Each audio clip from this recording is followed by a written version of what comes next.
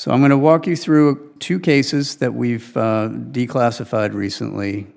This first one is an MQ-9 in the Middle East, observing that blow up, which is an apparent spherical object via EO sensors. Those are not IR. If you want to go ahead and click that and play it, you'll see it come through the top of the screen. There it goes, and then the camera will slew to follow it. You'll see it pop in and out of the field of view there.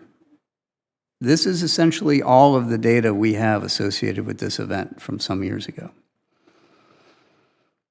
It is going to be virtually impossible to fully identify that just based off of that video. Now, what we can do and what we are doing is keeping that as part of that group of 52% to see what are the similarities, what are the trends across all of these, do we see these in a particular distribution, do they all behave the same or not?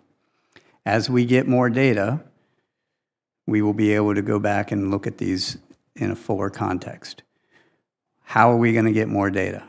We are working with the Joint Staff to issue guidance to all the services and commands that will then establish what are the reporting requirements, the timeliness, and all of the data that is required to be delivered to us and retained from all of the associated sensors. That historically hasn't been the case, and it's been happenstance that data has been collected. Next slide.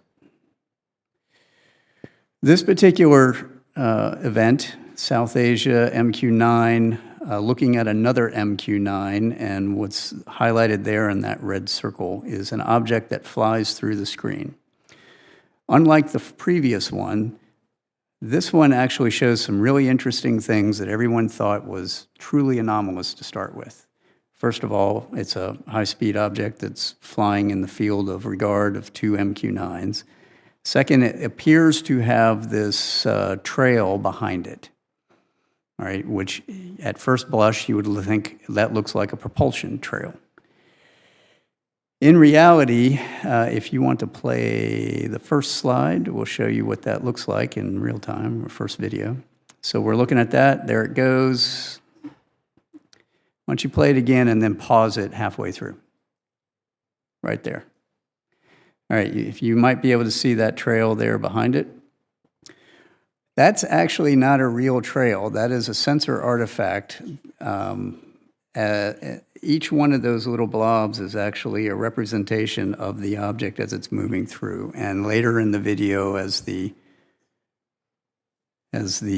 camera slews, that trail actually follows the direction of the camera, not the direction of the object. We pulled these apart frame by frame. We were able to demonstrate that that is essentially a readout overlap of the image. It's a shadow image, right? It's not real. Further, if you later follow this all the way to end, it starts to resolve itself into that blob that's in that picture in the top left, right? And if you squint, it looks like an aircraft because it actually turns out to be an aircraft. Go ahead and put that on.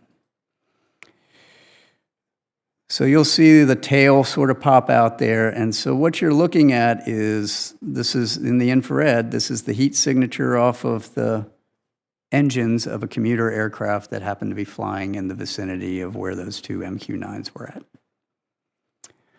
Why am I showing you this? So the first one that I showed you, we don't have resolved yet, right? That is an unresolved case we are still studying. This one we can resolve. But this is the kind of data that we have to work with and the type of analysis that we have to do, which can be quite extensive when you have to pull these apart frame by frame. Further, we're now matching all of this with the models of all of those imaging sensors so that I can say, I can recreate this. I can actually show how the sensor is going to respond. All of these sensors don't necessarily respond the way you think they do, especially out in the world and in the field. And I believe that's all I have, and I will open it up for your questions.